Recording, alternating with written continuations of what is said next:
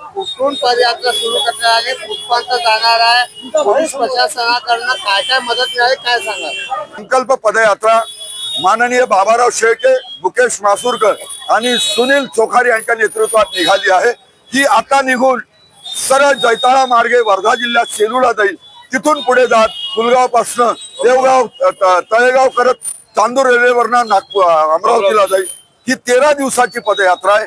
आज आम्ही हे आंदोलन पश्चिम विदर्भामध्ये याचे रूट सुरू जावे म्हणून एक मेळावा 25 तारखेला या पदयात्रेच्या समारोपाला ठेवलाय।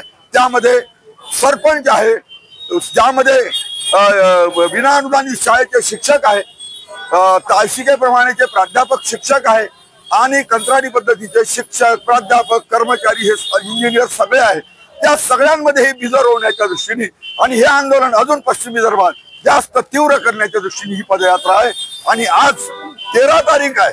आज श्री श्री रविशंकर महाराजचा जन्मदिवस आहे। विदर्भ चंडिकेचे आशीर्वाद घेऊन ही सगळी नेते मंडळी पुढे चालली आहे।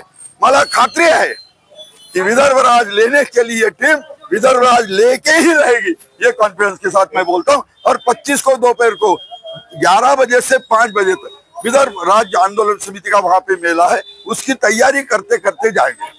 किती विदर्भ राज्याचे कार्यकर्ते आणि पदाधिकारी चाललेले आहे। याच्यामध्ये जवळजवळ 25 लोक जातील, 25 लोक चालतील पूर्ण याच्यामध्ये।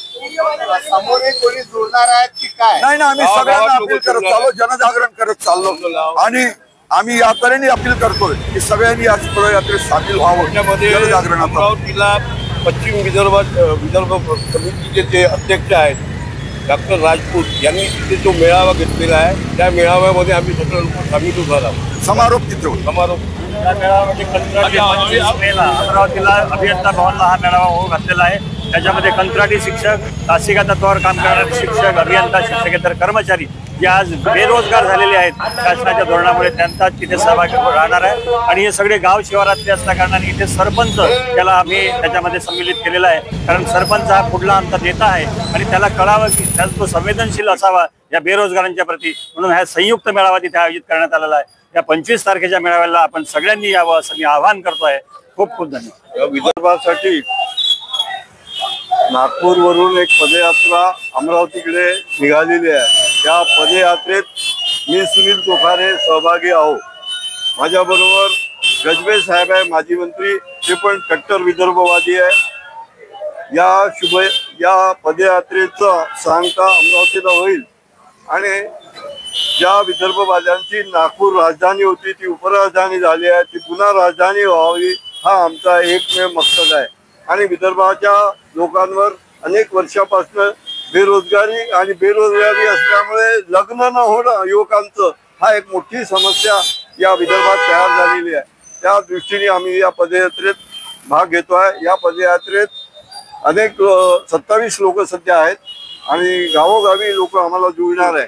आम्ही पदयात्रेची संकल्पना 26 ठिकाणी आम्ही थांबू।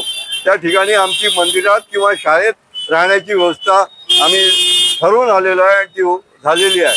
आम्ही सगळ्यांना संदेश देतो की विदर्भाचं राज्य व्हावं।